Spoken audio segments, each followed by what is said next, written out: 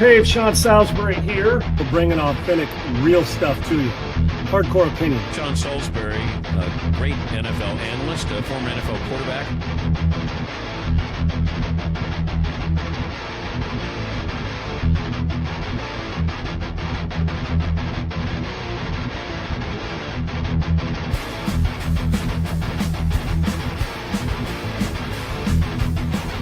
To me, Tom Brady is the GOAT because he's done more with less than any player at that position we've ever had.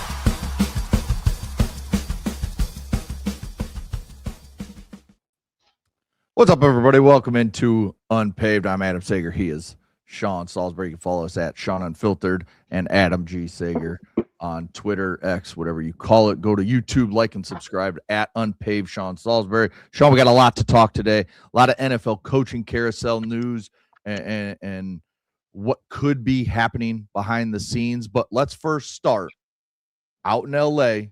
with one of your former teams, the Los Angeles Chargers. They hire Mike McDaniel to be their offensive coordinator. Supposedly the Bucs and Eagles were hot and heavy after him, but he gets to return to California, gets to coach Justin Herbert and work with Jim Harbaugh and company. How do you like the fit with Mike McDaniel's offensive style to go along with Jim Harbaugh's style? And how does this help Justin Herbert continue to grow as an NFL quarterback? Well, I think it's twofold. Is my camera dark? Can you see me okay? Yeah, I see you good. You guys see me all right? Okay. Good to be on with you today. I think when Mike McDaniel takes this job, the reason why is, one, when you look at the other opportunities, is that Philly, while Hurts is big in big games, Herbert's got more upside than the other two teams at quarterback. And I would imagine that's important for bandwidth for Mike McDaniel and Jim Harbaugh. California ain't a bad place to live. Mike feels like that's where he belongs, in my mind. And listen, don't take the head coaching. It's not even failures, the inconsistencies and the up and down is some good, some bad with Mike McDaniel. His first time around, still learning this. You almost feel like he'd be a backroom guy on NCIS. And Mark Harmon's walking in where Abby is, and he's one of those guys. But he's a football coach and a smart one. But being a head coach is different than an assistant. The guy's a brilliant offensive mind and is really good at scheming. He just, the lead and put it all together is a different. And second time around for Mike, which I'm sure there'll be one, will be fine. What it does, it takes a guy who understands the run game as well as anybody in the country, including his former boss and Kyle Shanahan, and who implements it with a guy who loves the run game, the physical side of the run game, more than any coach in the country. Jim Harbaugh wants to beat you into submission. What Mike does is he takes Jim's straightforward physical approach, gives him a versatile quarterback, far more versatile than he had in Miami. Extending plays, a big physical body. And now he adds getting those offensive tackles will be important for back. He's got far more to work with as far as up front, big guys. Adding Harbaugh's commitment to the run game, along with Mike's understanding of how to expand the run game and allow Herbert's physicality and his finesse to be able to utilize him in the run game as well. I think it's a great hire. And I think it's a smart decision by Mike. Instead of waiting to see if there's another head coaching opportunity, you knew there was going to be coordinator opportunities. There's nobody in the business that questions whether you don't like his joggers or how he dresses on the sideline. The guy does know the run game. He does understand the approach on what it takes to win, because they couldn't do it enough physically. He's got better players up front to deal with with the Chargers in LA. So remember, he'll get Joe All and Rayshon Slater back. That's what I'm saying. He gets both those guys back. Tackles. And then you got the youngster Omarion Hampton at running back out of North Carolina, who showed some flashes, dealt some injuries, and you have Najee Harris. So I mean, you've got the everything for this run game to be very, very successful. And then, you have Justin Herbert, Keenan Allen, Quentin Johnston, playmakers on the outside, this offense could be really, really dangerous next year with this group. Hampton can run inside. We know Najee Harris, when he gets healthy, was a banger in Pittsburgh and in Alabama. But to get the guys back who control the line of scrimmage, to be with a coach who is committed to running the football in Harbaugh, and Mike McDaniel, whose expertise has always been the run game and understanding the bandwidth of the passing game. He's got some weapons. They're going to need to get more help with perimeter wide receivers. They're going to need to upgrade that, I think, this offseason. But they got guys. Quentin Johnston's a good player, and we know Herbert. Herbert's just got to elevate the postseason and be better in big games, which hopefully Mike's run game can help that. But getting fully healthy next season, I would imagine you're going to see an expanded offense when it comes to the LA Chargers. This is a good hire, and there's a reason why 2 or 3 teams wanted Mike McDaniel. What does this do for Justin Herbert, the quarterback, in terms of knowing, okay, I have Jim Harbaugh that loves the physical power running game, and then you have Mike McDaniel, as you mentioned, can do a little bit of everything in the run game. How does that help a quarterback, having these 2 guys lead your offense going forward in terms of the passing game? What can that do for you? I think it's important because a different approach, but also Herbert listen, if you run it well and you've got a quarterback who can throw it, and we know Herbert can throw it, is that when you run it well, all it does is this is Captain Obvious stuff, but not with you, but with the understanding of you run it should make your passing game better. But Mike's a very, you saw what happened in space. No better team in the league when they were going good than that team in Miami, when they were in space and could finesse you to death throwing on time.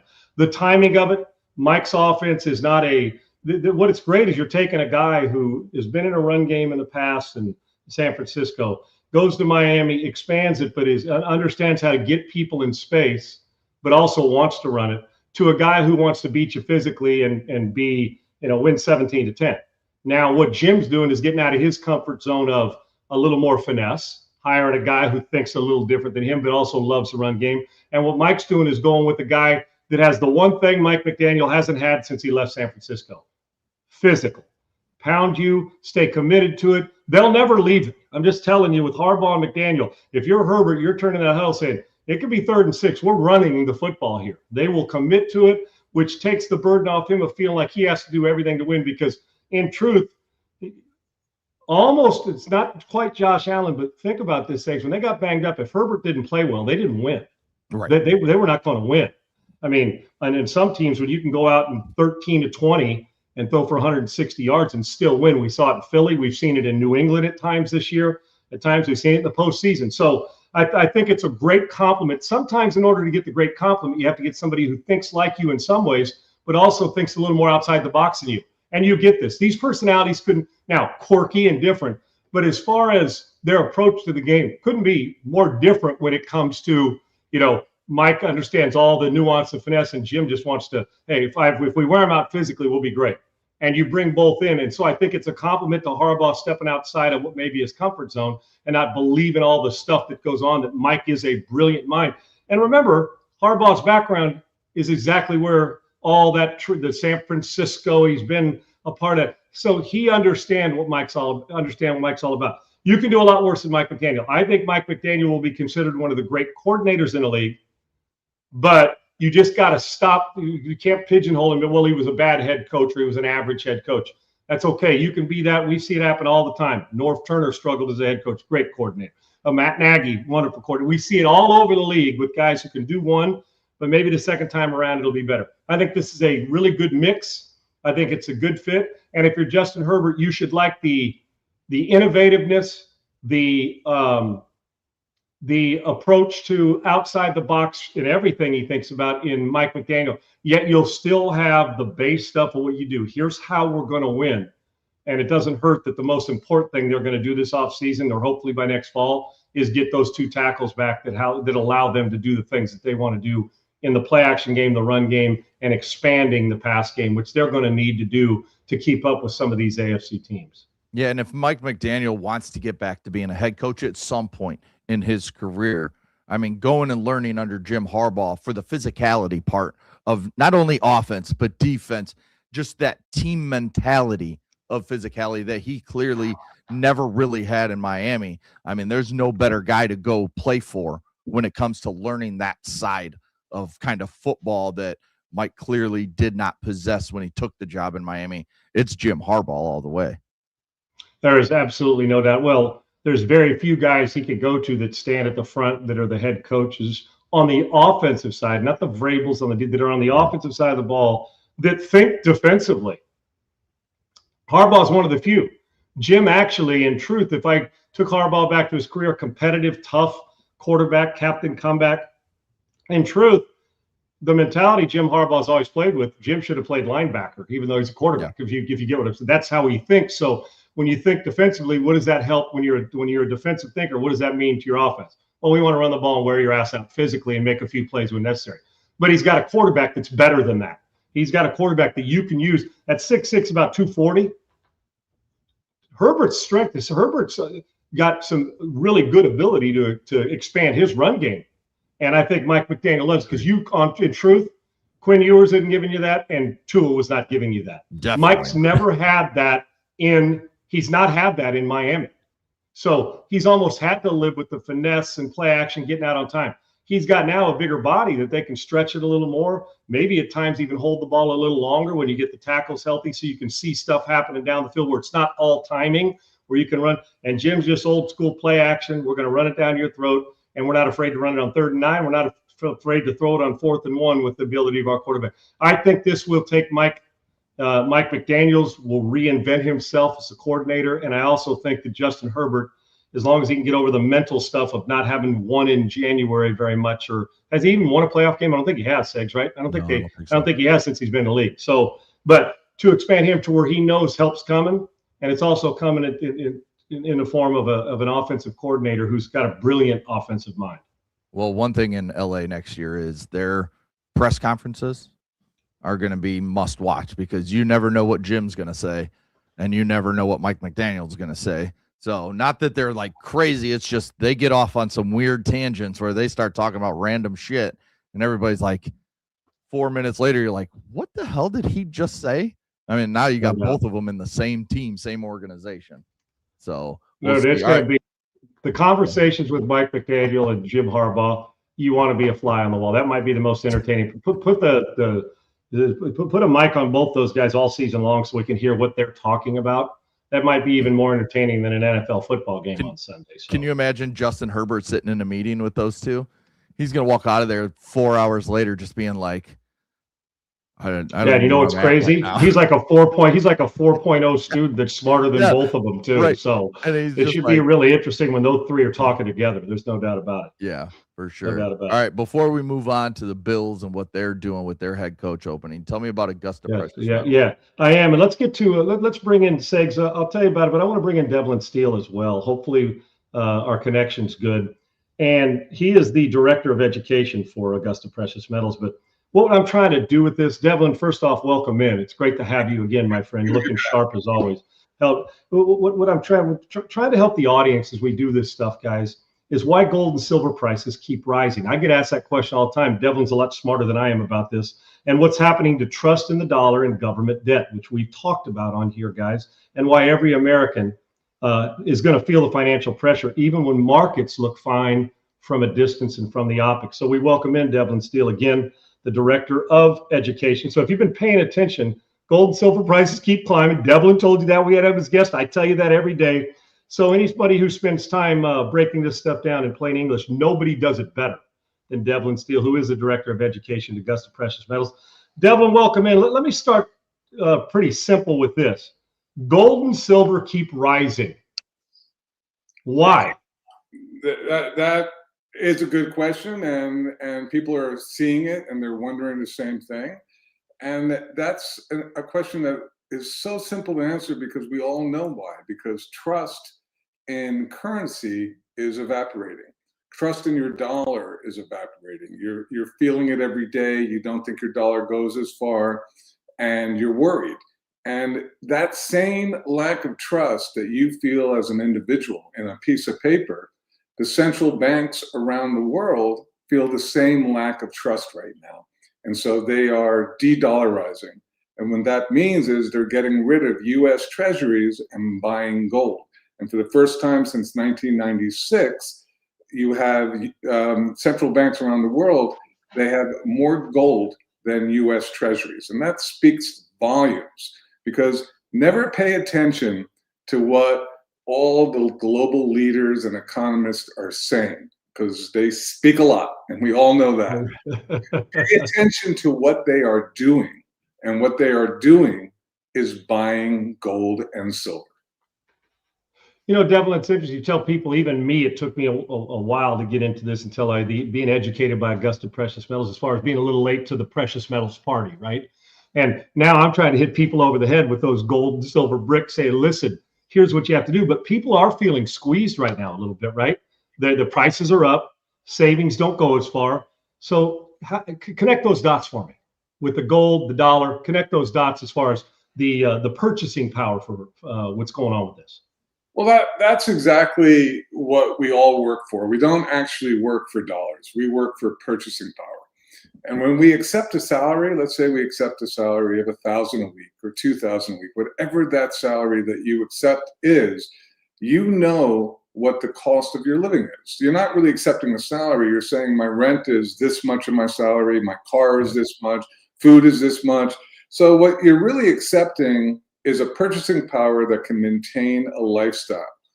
And what happens is when the dollar keeps buying less, your salary doesn't reflect it, but all of a sudden your rent's going up, your car payment's going up, your insurance is going up, everything's going up, and things become unaffordable. And that's where the pressure comes in. And yeah, from an economic point of view, you keep hearing about the stock market going up and everything going up. And you know, not to get corny and related to the subject of this show, but imagine watching a football game and your team's winning and it's winning and it's winning and it's a third quarter and you're still up, you're up by 10, but you feel in your bones that something's changing. Momentum is changing. And it doesn't reflect yet on the scoreboard, but you feel it. Most of the times when you feel that, it reflects on the scoreboard at the end. And that's what we're feeling now. We're feeling the momentum shift out of that dollar. We're feeling it.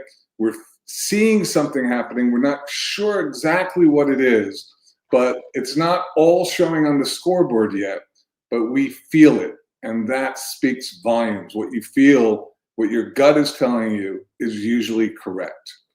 And expand on that, you know, we hear about the dollar, we hear about debt, central banks, and you kind of touched on a little bit. How do they all fit into this picture? Because, you know, people want to say, well, why? The whys. So how, in this case, how do they all fit together in this, in discussing not only precious metals, but why it's important? So we have a government that unfortunately has continued to run on debt. We all know that. We don't balance the budget. We're $38 trillion in debt. So every year we're going up almost $2 trillion a year in additional debt. What that means, that debt has to be financed in order for everything the government's doing to keep functioning. So they sell U.S. treasuries. The U.S. treasuries need customers. The customers include the central banks around the world that carry our debt. The fact that they buy our treasuries means they're buying our debt and allows our government to continue to run in debt. When they stop buying that debt or they start selling that debt, then we have to, the Federal Reserve has to buy our own debt and we print more dollars. And it's very simple. When you have more dollars chasing the same amount of goods and services, then prices go up. That's inflation. And inflation for you and me is terrible. And the dirty little secret that the billionaires don't really want to tell you is the very rich like inflation. If you own the apartment building, you're collecting more rent. If you're a renter, you're paying more rent.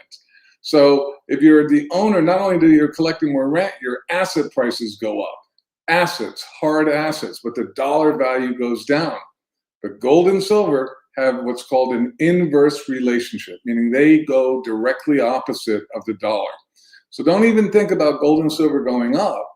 Think about it in the terms that the dollar buying power goes down as this cycle continues of debt and printing and debt and printing, and it takes more dollars to buy the same amount of gold and silver.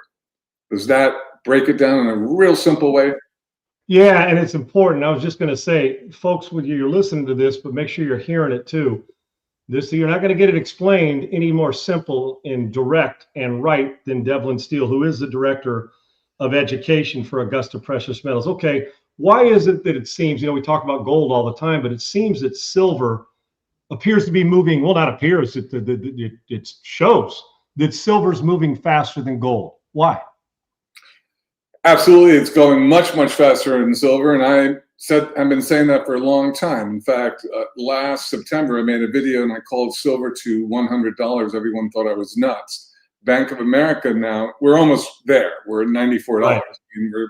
And that was just a few months ago I called that.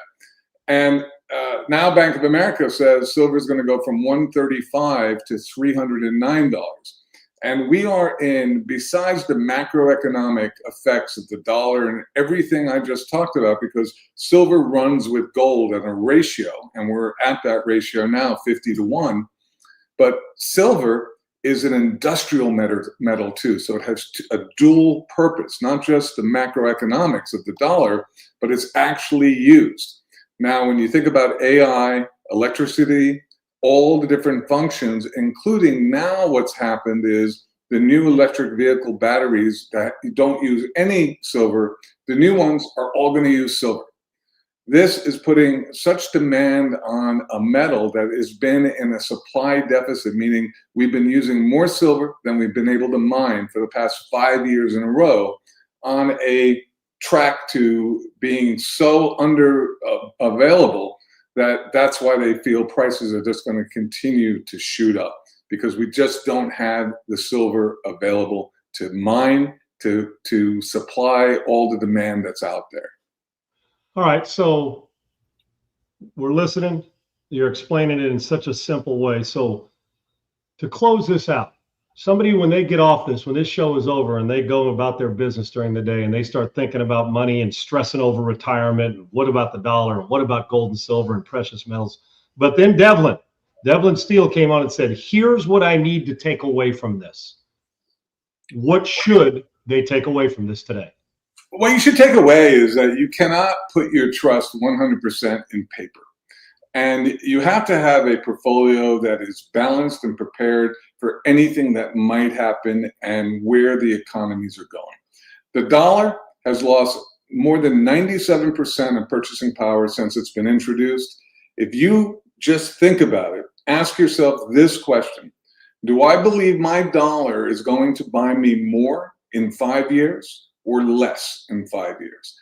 I have not met one person who said more. So if you believe the dollar is going to continue to buy less, what you are saying intuitively, without even realizing it, what you're saying is, I believe gold and silver will continue to go up. It is a counterbalance to the stock market. It is a counterbalance to the dollar. It is a counterbalance to what the majority of all Americans hold. The way I look at gold and silver, gold prices might be real up, but it's under-owned, meaning not enough people have a percentage of their portfolio in gold and silver. And I've, to date, never met anyone who has been unhappy about owning gold and silver. I've heard it about a lot of other investments, but I've never heard anyone say, I wish I didn't have any gold and silver.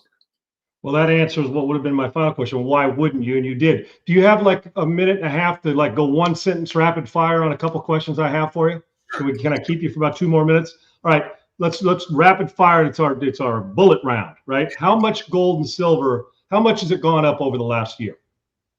Last year, gold went up about 60%, silver 150%. This year, gold's up 13% and silver's up about 30%. Okay, so why does debt matter so much now? Because as our debt is growing, two things are happening. It's harder and harder to sell more debt, and we run on debt. And secondly, interest on debt is now over $1 trillion. That keeps climbing. So now, as that interest keeps climbing, then we keep having to go into more and more debt just to pay the interest on the debt we already have. So it's a downward cycle, and so Debt really, really matters. I've had some retirees or near retirees, and I don't even know what that age is at times, because some of these kids now, 35 years old, they think they want to go out and retire and live the life. And if you can, God bless you. But retirees or those near retirement seem to be moving a little closer while you're talking, Devlin. And when they talk to me, and you know far more about this than I do, why are they paying closer attention to all this now? Because in retirement, the only thing that dictates lifestyle is purchasing power. And in retirement, you're not earning new dollars. So if you're in the workforce and inflation keeps going up, their salaries will get adjusted. So new dollars being earned will still be able to adjust to the higher cost of living. But if you're a retiree, you thought you were making $100 an hour, but if today that $100 you earned then only buys $50 of goods and services, you really were working for $50 an hour.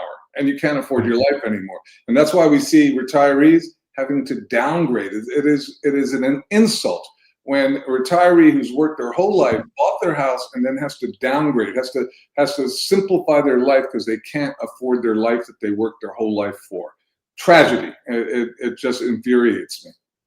Well, we're out in front of it now, and we're obviously smarter for having you on. And I look forward to our next visit as this continues, gold and silver and precious metals, to continue to take shape and be what appears to be something, as you said, as I summarize this, that you've never met anybody that said that they were disappointed by jumping into precious metals, gold and silver. Devlin, great stuff, and I appreciate it, and I'll look forward to next month. And I know things change, but one thing that's not, gold and silver are a smart play right now, and you're on top of it. And we appreciate you educating us, Director of Education, and brilliant at this. And we're grateful to have him on, Devlin Steele. Devlin, great to have you on, brother. And we'll talk to you next time. Thank you so much. Enjoy the playoffs and the Super Bowl. Enjoy it. Yeah, I can't wait. Backup quarterbacks getting involved and everything else. It's going to be a fun watch, man. A lot of drama. That's exactly. There you go. All about it. Appreciate it. Thanks, Devlin. Have a great one. That's Devlin Steele. Let me just give you a little synopsis real quick as I give you our little advertising commercial. You listen to a guy who's brilliant. Now, text Sean, that's SEAN, to 35052. You're going to find out more. He talked about that $38 trillion in debt. It's going up, but so is gold and silver. And you talked about debt and the value of it and why billionaires love, and Washington loves it when inflation hits, because they make more money. It's going to affect us all. But how do you stop it from affecting you? Don't pay attention to Washington. Pay attention to what Devlin Steele just told you and what I'm telling you every day. You can go in, first of all, educate yourself. Heck, Devlin just gave you what you would spend an hour reading to try and educate yourself, told you in 12 minutes exactly what you need to do and why. You heard what he said about the price too, what you're getting, what they expect as they parlay this out over 2026. Jump all in. It's Augusta Precious Metals. So grateful to have them as a partner here. Great to hear from Devlin Steele, and great to be educated. Educate yourself on it. When he makes that presentation, don't you say, forget being near retirement, or I am a retiree. Aren't you? If you're 25, saying, let me jump in now. Think of all the schemes and gimmicks that are trying to take your money. This is real. This is what's going to help you, the confidence in retirement. How many of you, no matter where you are in your life now, have confidence that staying out of precious metals is the wise thing to do for your confidence and your peace of mind moving forward? If it is, then you didn't listen to Devlin Steele. I did. Late to the party originally, no longer late to the party. I'm not missing out. Neither should you. Text Sean to 35052 or hit the link in the description below. It's Augusta Precious Metals, great partner, great educator, and Devlin Steele, the Director of Education, gave you a pretty good synopsis of the whys and the hows and the wins. The win is now, and that's WHEN, and then you equal a WIN. Let's go to Augusta Precious Metals. Augusta Precious Metals. Text Sean to 35052. Segs, back to you, brother. It's great to have Devlin Steele teaching us about something that we think we know a lot about until somebody a lot smarter comes on and tells us even more. I always apply this to the way things are going. Segs, who right now in sports, any sport, continues to rise to the point you're saying, damn, Mendoza, just go with him right now, first pick of the draft, Heisman guy, a year and a half ago. Now, it's kind of like for him, he's playing like gold and silver right now, right? Every single move he makes seems to make him more valuable. Yes. And I don't want to say irreplaceable, but you think he's feeling a little bit more secure and comfortable with this situation now, Segs? I would imagine so, right? But on the opposite, We're wondering what's going to happen in Denver with a backup quarterback and what's going on with them, because right now they're probably not as confident as they'd like to be if Bo Nix was playing. Bo Nix was the gold and silver. So here we go. So it's great to have him on and great to be back at it. And I know we still got a lot to cover.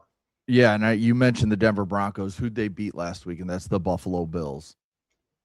Sean, Terry Pagula and Brandon Beane, the GM, now head of the organization, met with the media today, did a press conference, and there's talk about Brian Dable, Anthony Lynn, and we'll get into that in just a few minutes. But there's a couple clips I want to play of the owner talking about a couple different things. And let's start with Keon Coleman, who's been a second-round pick, been a bust, but is still in that building. He's still a player in this building right now for the Buffalo Bills. He's still one of, he was one of 3 or 4 healthy wide receivers in that game last weekend.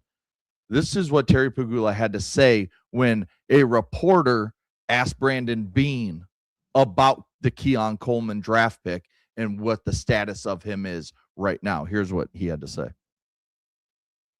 Can I interrupt? I'll address the Keon situation. The coaching staff pushed to draft Keon. I'm not saying Brandon wouldn't have drafted him, but he wasn't his next choice. That was Brandon being a team player and taking advice of his coaching staff, who felt strongly about the player. And, he's taken, for some reason, heat over it and not saying a word about it, but I'm here to tell you the true story. Now, Sean, this is real quick. This is, first of all, this kid is still on your team. So, I mean, you're basically saying it was a bad pick and it was made by the previous coaching staff who is now gone and fired. But yet there's a video floating around Twitter, if you look, from the NFL Combine. Keon Coleman runs like a 4.57-ish 40, whatever it is. And you see Brandon Beane in the video say, I'm glad he ran that. That means he'll fall to us in the second round. Or vaguely says that. I'm not quoting him exactly. But that's the gist of what he says. And now you have the Bills owner coming out, basically tearing a kid down who's still on your roster and trying to put everything on the coaching staff who's been fired. What is your reaction to an owner doing this? Well, Segs, this set me back a little bit on what is the best job available. Honest to God, it set me back a little bit. I'm going to tell you why. If this is the way that they're organized in this building, there's a reason why they're struggling. And it ain't just on Sean McDermott. I'm just telling you. Now, think about the layer stitch. You got an owner that interrupts the general manager. First off, sit your ass over there. The question was directed to Brandon Beane. He's a big boy. You let him answer it. And if he happens to say something that tosses somebody under the bus, well, then you deal with him in private. You don't need to interrupt. I know you're the owner. You sign the paychecks, but the question was directed at the GM. Secondly, if you're saying trying to be a team player, fuck team play when it comes to making sure you're getting the right players. Okay, your job as a GM, you may not get full autonomy, but you want to be able to makes the final decision. It's usually the case. You go approve it with the owner, come back and say, listen, man, or in a free agent contract, things, whatever it is, come back and say, yeah, we'll pay him. Good. You go in and you get it done. You talk to the coach. Now, that doesn't mean collaboration isn't important. But I don't know very many teams where the head coach makes the decision, and I'm sure Andy Reid has say, but the GM's supposed to be the guy, supposed to be in an organization that's run right. You collab, you make the decision. But the team player part of it, what? If one guy doesn't want him and another guy does, and judging from the video you're talking about at the Combine, it didn't sound like Brandon Beane didn't want him. It sounded like he wanted him later. Okay, so that's one thing. Two is, what a kick in the balls to McDermott out the building. Basically said, well, he didn't evaluate him right. It's his fault. Yet that guy's still in there. And if you didn't think he was a good enough player and he was wrong, he was evaluated wrong, why is he still in your building? Boom, that's two. Secondly, do I really got to kid glove my GM and protect him? No. I'm not his babysitter. He's a big boy. That's it. So this seems like I confess he did it, protect the guys in the building. But if this is outwardly their approach on all these different things, how in the world are they inwardly, when they're behind closed doors, getting organized and getting this right? This is, to me, they're grasping at straws, and somebody's bullshitting. I'll tell you that. Somebody's lying about the situation of, I didn't want him, I did want him, he did this guy's a team player. So you're basically telling me, picture this, Eggs, I'm a GM. Coach walks in and says, I don't want him, or I want him. And you say, well, you know what, that's too high. If he's around in the third or fourth or fifth, we'll grab him then. Too high, I don't want him. And the coach says, yeah, or the staff says, we do want him. Well, here's the reason why. Let's sit down and have a conversation, but it gets right down to it. Now, my grade on him is third round or later. Let's just assume that was a conversation. And they still go through with it. First of all, is that smart football? Absolutely not. 2 is, who's calling the shots? 3 is, we know where the blame's being placed on this. And 4 is, if you don't have leadership and roles defined on what it is, being a team player is a great thing. When I said, oh, screw it, no, that's a great thing. But when it gets right down to it, part of being a team player is making smart decisions for the franchise. So if this is the way you felt the whole time, so you're telling me every time they ran out there and Coleman ran out there, the owner's sitting up in the booth saying, how dare them draft him? And if you're the owner and your GM comes to you and says, I don't want him, and you still let them draft him, then you got a big problem. So the indecisiveness, I can tell you this, indecisive businesses or organizations or not defining roles, they won't sustain greatness for a long time. And then the next thing is when they go, had nothing to do with this, but with Buffalo, are you making the hire, your next hire, basically on one thing, the quarterback? You're doing a disservice to your organization. That position's settled. He's going to be a good player regardless of coaching him a little bit. Mm-hmm. You better worry about everybody else. You got to get going and head in the right direction. But more importantly, maybe it's the stairs that are upstairs, not the downstairs locker room that's the problem. Maybe it's the people upstairs that need to get a little better and find out and define the role. So this made me take a step back thinking, and if you're a coach, are they going to be bus tossing me too? Should I take this gig? How much power does Bean have? What does he want? Is Terry Pagula, the whole thing that rolls with this. Love the fans, love the rest of it. I'm a little, shocked isn't the right word. I'm a little miffed at why you would do this in your approach. But it just goes to show you there's more than one reason why the Buffalo Bills can't get to the Super Bowl. Well, Terry Pagula was also asked about why he promoted Brandon Beane to president of football ops after firing the head coach that he brought in. Here's what Pagula had to say about that. Like, that's hurtful to even hear that or say that. Like, I worked 19 seasons starting as an intern in Carolina and worked my way up. I came here and I've never tried to do that.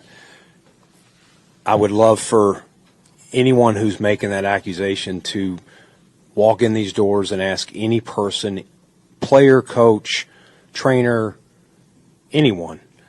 Like, people can disagree with draft picks that I make or people I sign or I screwed up the wide receivers, whatever it is. Like, those are harmful things that, I walk in the door and my wife's got tears coming down her face for stuff like that. And I'm going to damn try hard to win a Super Bowl here. I am. But for somebody to question my character like that, it is BS. And I've never done that. If you'll remember, in 2023, there was an article written on Sean accusing things. Who stood up in front of every one of you guys and defended him and his family and everything he's done here? Now, that was the wrong, I sent the wrong video here, but it still makes a good point. This was asked about if Brandon Beane was trying to make a power play to get rid of Sean McDermott to get more power in the building, basically saying Sean McDermott had got too much power and Brandon Beane wanted him out for that. Now, the question was asked to Terry Pagula, and he said, it was my decision to promote Brandon Beane to president of football ops. And then he basically just puts it all on the Josh Allen pick. Just says Josh Allen wouldn't be here if it wasn't for him.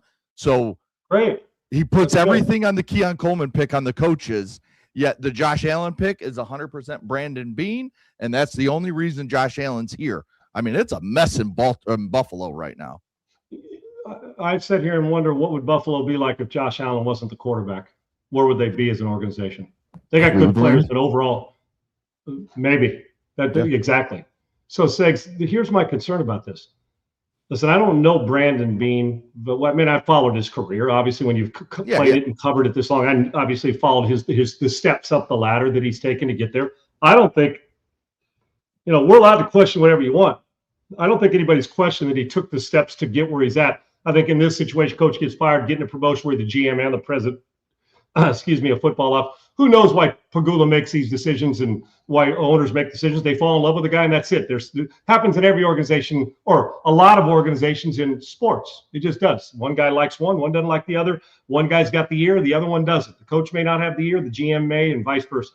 But in this, one thing that's listening to that answer right there by Brandon Beane tells me, first off, I got to tell him, in sports, nobody gives a shit if his wife cries because he's getting criticized.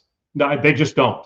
I understand we need more sensitivity and compassion when it comes to sports. Nobody cared when I threw 3 picks in a game or a touchdown for a pick, came home and married at the time when your wife's crying. They don't give a shit. They want to know why you lost one. I understand. You know what I'm saying? In the big picture. Now we care if somebody's hurt or you lose some. I'm just talking about the feelings. He's got to get out of his feels, man. What I gathered from that, if I never knew Brandon Beane in my life, if I was just a sports fan, he's too sensitive for this. The more you try to explain to me, well, let me take you back to 2023. Let me take you back to that. Nobody gives a shit. Second of all, nobody even remembers the article. I don't. Could care less. Exactly. Bottom line is your job is, you hired him. Your job is to protect him. Your job is to protect your head coach. And if you have problems, handle them behind closed doors, regardless of what it is, whether it's a power play or not. The fact that I'm offended that you called it a power play, it hurts our feelings, and my wife cries over it. I love you, buddy, but nobody cares.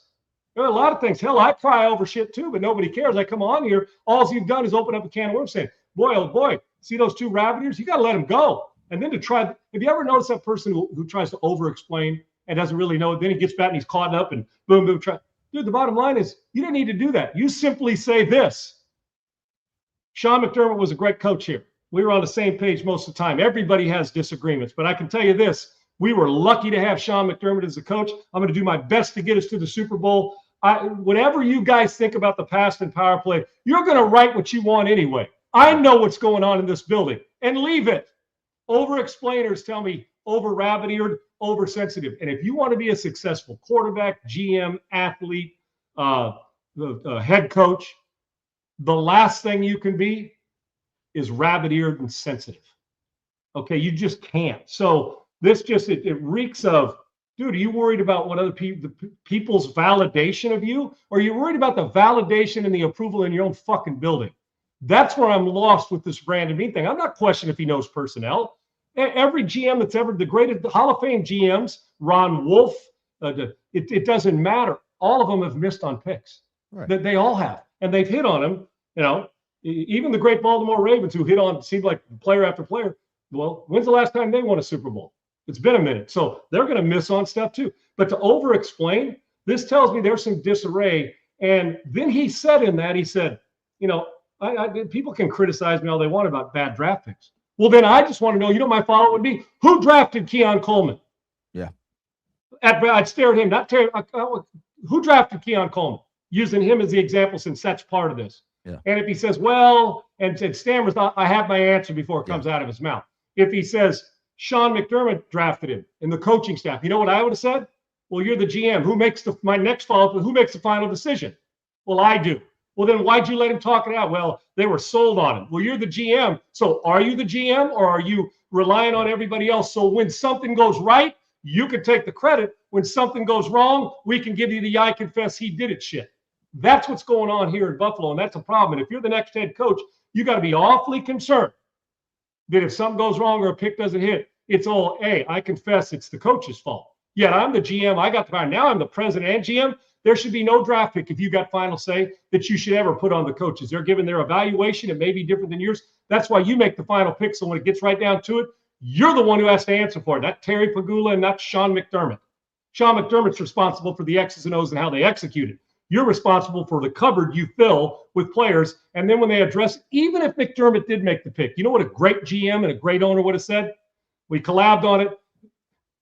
the fact that you're talking about a guy that's still there. Right. That's It's not what's like now the guy's going to walk through the building and say, "Oh yeah, sorry, dude, we didn't mean to talk about you. I didn't want you." have to cut him now. The coach wanted you. Or if you're him, you're like, "Fuck you."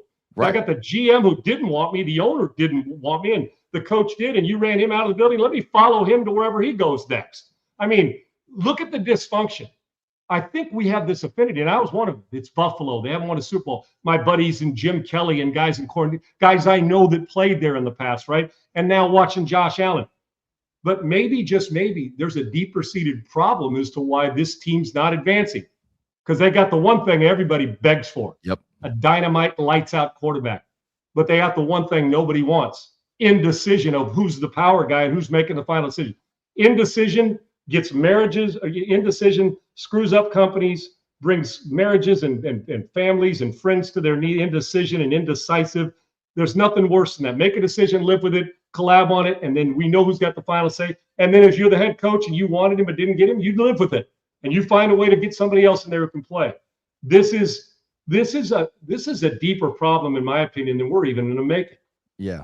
Because he got a promotion and he's still there, and they're finger pointing everywhere else. If you're the GM, you step up. Those would have been my questions. And who picked him? And who's picking in this draft? Right. The coach you hire? And who's hiring the coach? Terry Pagula or you, or is it Brandon Beane? Well, he'll come be. I would have followed up harshly with, and I would have said, is this an I confess it's Sean's fault, or who made the decision on Keon Coleman? Oh, by the way, guys, he's still in the building. How are you going to deal with him now? Right. What are you going to say to him? He's watching the press conference. What would you do? Right. If you're Keon Coleman, you're flipping the middle finger, so keep paying me. I'm going to keep showing up. Or if you're the Buffalo Bills, you move him by the wayside and cut him now. Segs, it's just, to me, this is taking on a trepidation type. If you're the next head coach. Now, if you haven't had a job, you're going to take it because Josh Allen and Buffalo fans are going to say, shit, new facility, new stadium, it's going to be awesome. But Brandon Beane and Terry Pagula, that did not help their cause. You just put yourselves in more question after I watched that. Yeah, and we're going to get to another situation in the NFL that is very similar to this because a current GM was asked about this. But I saw this tweet. This is a recap of Terry Pagula today. So he fired Sean McDermott, last week. Did not consult with Josh Allen at all on it. Talked about how Josh Allen was openly sobbing in the locker room post-game. And then we heard more that he was crying when Sean McDermott was fired. He promoted Brandon Beane. He threw Keon Coleman under the bus at the press conference today. Today, he also blamed the officiating for the loss in Denver, claimed that what Brandon Beane's doing is not a power play to get more power in the organization, and then also said the Bills just hit a playoff wall. So over the last 2 weeks, that's everything Pagula has done and said inside this organization. And if I'm any of these players, if I'm Josh Allen, I'm looking at this and just being like, dude, like we're supposed to keep a lot of this stuff in-house, and you're out here just spilling everything as the owner. Why? I mean, the reason they're getting a new stadium is number 17 that plays quarterback.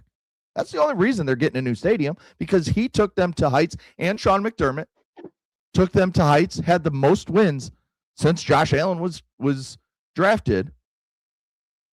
And that's why they're getting a new stadium. Sean McDermott's gone, and Josh Allen, is being talked about crying post-game and all this stuff. I mean, the Bills are a mess. Yeah, Segs, let me ask you a question. How many owners do you think, I know Jerry thinks he's a guy, how many owners that own teams, Pagula being one of them? I would just like you to get your stadium ready and stay out of the personnel decisions. That's just me. How many owners, if I walked into a room and put tape on and I said, write me a scouting report on Keon Coleman, how many of those guys would give you a legitimate scouting report? They would. They wouldn't. If you're lucky, they would. So, I mean, they may understand to look at the surface, the cosmetic stuff. I'm talking about a hardcore. You're going to waste a first round or a second round pick if you don't do it right. How many of them could give you a legitimate? No, that's why they hire somebody that they trust that can. Right. I'd say maybe one or two could give you a nice little scouting report. Most of them would probably know he's a wide receiver And then there's Right. a group of them that wouldn't even know what he does. The majority of them wouldn't know. And you know where they get their scouting report, though, from, Segs, the owners? A coach or somebody coming in, the GM saying, man, this guy's got great front line, straight line speed. He comes out of his back pedal good as a corner. He got stiff in his hips. And, man, that strong safety's always around the football. I'm talking about right. You're exactly right. So maybe Steve Bisciotti knows more because he's inquired. Most of them like the money. Boom, I'll trust that guy. So if you are going to do it, you got to let him do it. Yep. And that's my whole thing. And the truth is, I just assume owners. I know it's your team, sign paychecks, but stay out of there's a lane, and it's overused staying, but stay out of the lane that the big boys operate in. You operate in big money and that thing. I don't know the structure of your stadium. I want nothing to do with the engineering of it. You deal with those guys.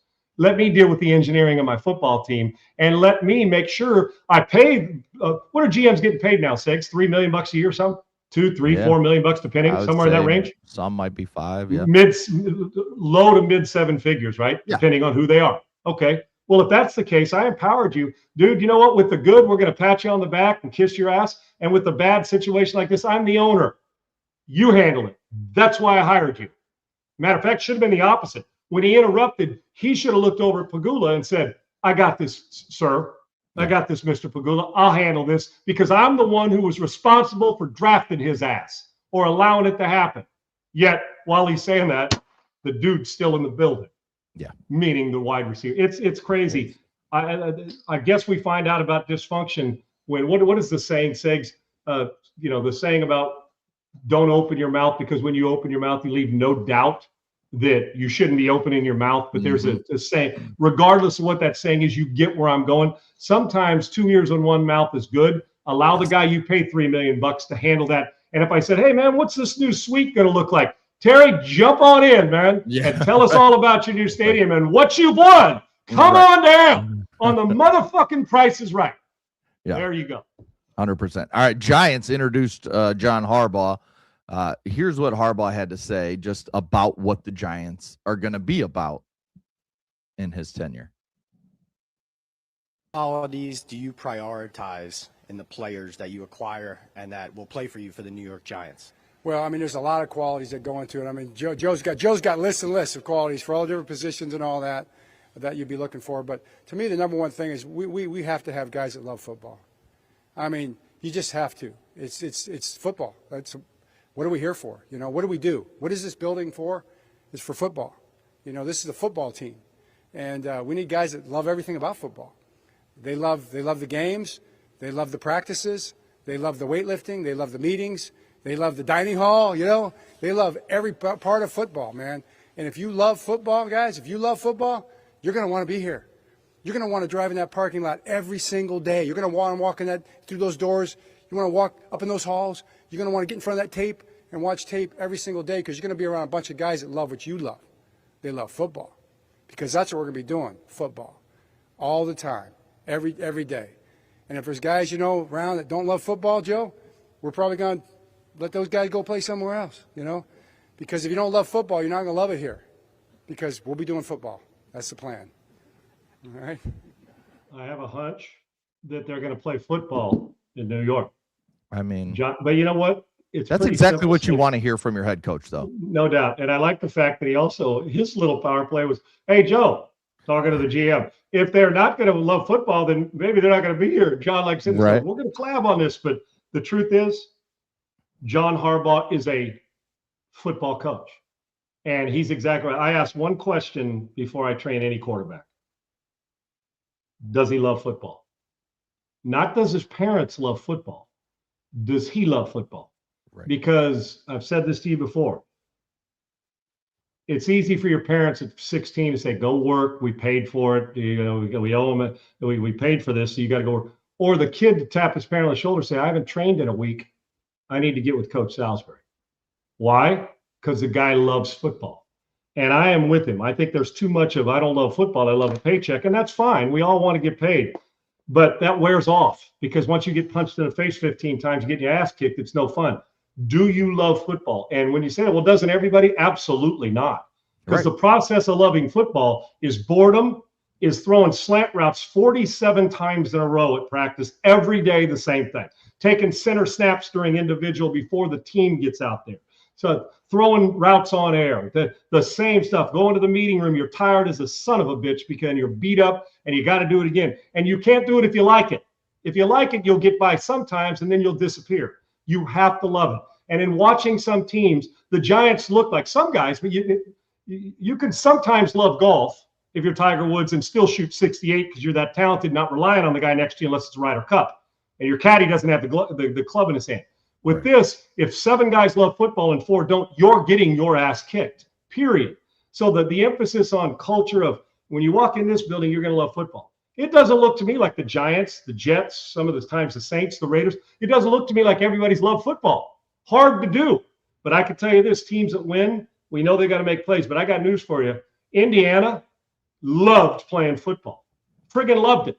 And that has to do with the message you send. And then when you send the message and we're going to love it, not like it, and you get a guy that comes in the building that just likes it and is that guy and becomes the guy who is disruptive, guess what you do? Just what John said to Joe.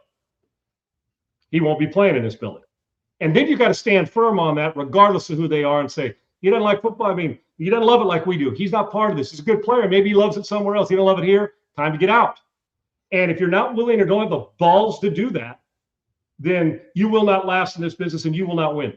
I know John does because he did it for damn near 22 decades sitting in Baltimore. Just got to, whatever, forever the reasons. Somebody, you want to keep a guy, another guy. Not, if you get let go for that because you like the offensive coordinator and the ownership doesn't anymore, the GM, good. That's okay. John's hoping that they love football like they did in Baltimore, where every year we're talking about him as a Super Bowl contender. And that guy right there, I can assure you, I've known John a long time and sat and watched him give motivational speeches and his 1% better philosophy. John loves football, just like the guy we were talking about earlier, his brother. And I think that's a big reason why they've survived through all the shit at times. They love football, and they're willing to do anything it takes to win. This is a great hire by the Giants, and I think they know that. Well, the GM, Joe Schoen, was asked about Harbaugh coming in and basically who would have the final say over player personnel when it comes to the draft, free agency, what guys are on the roster, who's starting what, all the decisions Joe Schoen was asked about. And here's what he had to say about the new dynamic with the new head coach, John Harbaugh. I understand it's collaborative, but somebody has to have final say, and it sounds like it's going to be him from Chris Mara just saying his voice will carry the most weight. Was that humbling for you? What did that require for you to give up what you've had, which is the final say in the collaborative process? Yeah, and I'm not worried about that. Everywhere I've been in the league for 26 years. So everywhere I've been, the head coach and general manager work together. That's the only way it's going to work. And get on the same page, go through the process. Again, we've done it everywhere I've been. So I'm not worried about it. Like you said, that's just, something on a piece of paper. Doesn't matter. We need to work together, and we're going to come to the, final conclusion. And it's always going to be about what's best for the New York Giants. So I have no problem with that. And, I'm looking forward to working with him. As long as you That's live how it's by done, that, right? Right. As long as you live by that, Segs, you say it's collaborative, but you believe it. Because you're going to have argument. Listen,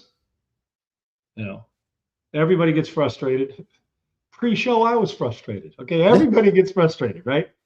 Segs, with this, to say it but live it, it may be harder to do because there's going to come down to, in this draft coming up, there's going to be a player John and Joe disagree on. There just is. And you got to come to, here's why, here's the reasons, and you better have a reason why, whether you're John or Joe, why you do or don't want the player.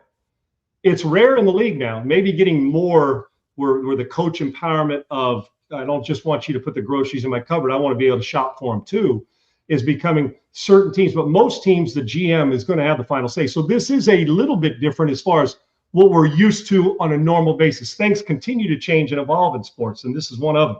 But the collaborative part is so important because John's got other stuff to do, getting roster ready, getting spring, their OTAs ready. Joe's got to go scout while John's putting game plan. All those things they got to do. Collaborative effort. And if Joe's ego's not involved in it, it'll work because it's hard, man. It's hard to say, well, I like this guy more. But as long as you're also giving both guys credit as well as both guys playing when it happens, since it's a collaborative effort, as they call it. So we'll see. But I like the fact that it wasn't that big a deal. John knows, Joe knows, and the owner simply said he's got to say. And in truth, He's a coaching them. He's scouting them. I'd like to think that his staff has a pretty good idea of what they want, and that's okay. As long as when the decision's made, the final say isn't 4 chefs in the kitchen. It's the head chef that's making it. And on this team, that would be John Harbaugh. Yes. So we'll figure out the dynamic as the offseason goes. But right now, John Harbaugh does have the final say. Before we get to our bet of the day, we got a lot of stuff we still got to talk about tomorrow. Baker Mayfield and his thoughts on Kevin Stefanski going to Atlanta. I can't wait to dive into that to open up tomorrow, brother. We still have the Darian Mensah situation with Duke and what looks to be Miami possibly being the next Miami Hurricanes quarterback as they look to get back to the national championship next year. A judge did rule that Mensah is able to go into the portal.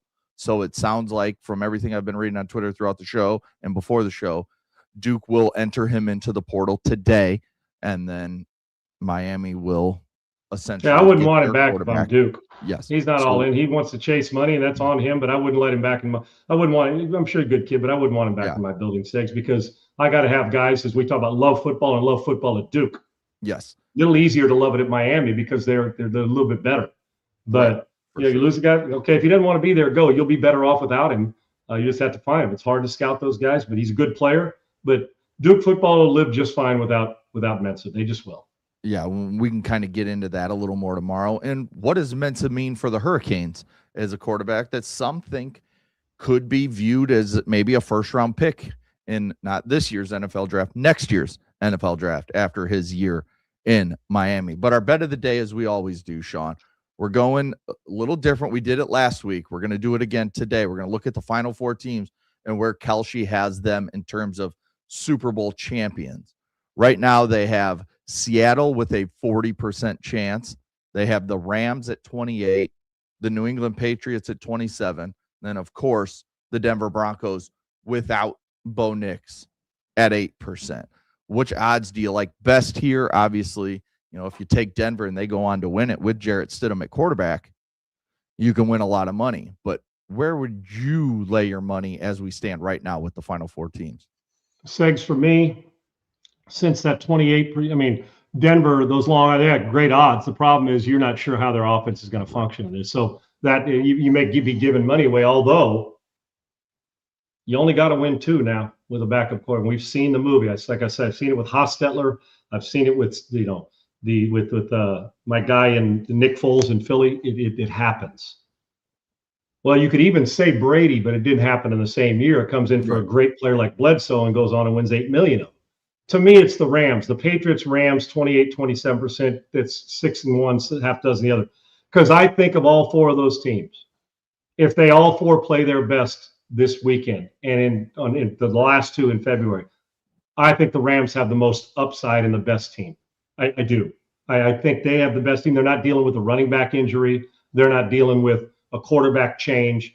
I know they got to go on the road. Now, hell, I'm not sure they're getting out of Seattle. We're talking about odds with a win. Right. It's going to be difficult. But the odds for me, when I go bet, and I will, I'm putting this on a Kalshi futures bet, I'm going with the Los Angeles Rams. That 28%, I like them. They've got the MVP in the league. They've got the offensive player in my mind in the league.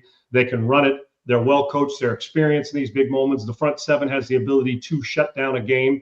To me, those are odds. And quite frankly, if you told me you thought the Rams were the favorites, forget the odds, I would have a hard time disagreeing. If the Rams were at home, that would be flip-flopping. I'm just telling you, it would be flip-flopping with the Rams in Seattle. I love Seattle, but there's still the question. Look, think about this. Of the 4, even though Stafford's had his moments, Denver, obviously the quarterback's in question. It would have been even a little bit of questionable with Bo Nix, the way people are still wondering experience. New England, inexperienced, but a great player and is going to be Stafford in 3 years if this keeps up the way he's playing. With Seattle, Darnold's so talented, but we still know he has a propensity, if they're not out in front early, and they started fast last week, Segs, and took care of their business, if he is struggling, that he may throw you one. Now, Stafford will too. But Stafford's been doing that his whole career and overcoming it just a little longer and been in Super Bowl. So to me, all 4 play their best. The Rams are winning the Super Bowl if they all do. So I would take the Rams as far as this percentage on what I'm getting for odds on my money. Yeah, I'm with you there with the Rams. And if I was going to take just Patriots based on the odds right now, where the smart money would go. All right, tomorrow we can start looking ahead to these two games and what are the big keys in terms of what does Seattle do that gives the Rams offense so much fits that we've seen in the past couple of games, but yet the Rams are able to still find a way to win that game, kind of like they just did against the Bears, where Matt Stafford didn't play well, but yet they figured it out and did just enough and made one more play than the Bears to get that win last weekend. So we can start looking at these games, and then where does Denver go offensively with Jarrett Stidham at quarterback? We'll talk about all that and much more tomorrow, and then we'll see, it seems like every day now we wake up and there's a new story. We got another college kid wanting to get back, another pro kid wanting to get back into college basketball, but this time he was denied, although Baylor, the kid that was drafted, got back in college basketball, but the one that we don't ever move the goalposts, do we, Sigs? Yeah, the one that went undrafted does not get in, but he signed a 2-way contract. It's insane with college basketball. And remember when I talked about indecision, Segs? Is there any more indecisive unit than the NC2A? Not at all. There you go. And hence why every day we question what they're doing. Yes. Every day. Yes. As always, thank you to Triple E, Laura, and Bailey, our behind-the-scenes teams, making us look and sound great all over our social media and on the show every single day. Again, go to YouTube, like and subscribe at Unpaved. Sean Salisbury. We'll be back tomorrow, 1 p.m. Eastern, noon Central. We'll talk to you guys later. Peace. Unpaved, Sean Salisbury here. We're bringing authentic, real stuff to you. Hardcore opinion. Sean Salisbury, a great NFL analyst, a former NFL quarterback.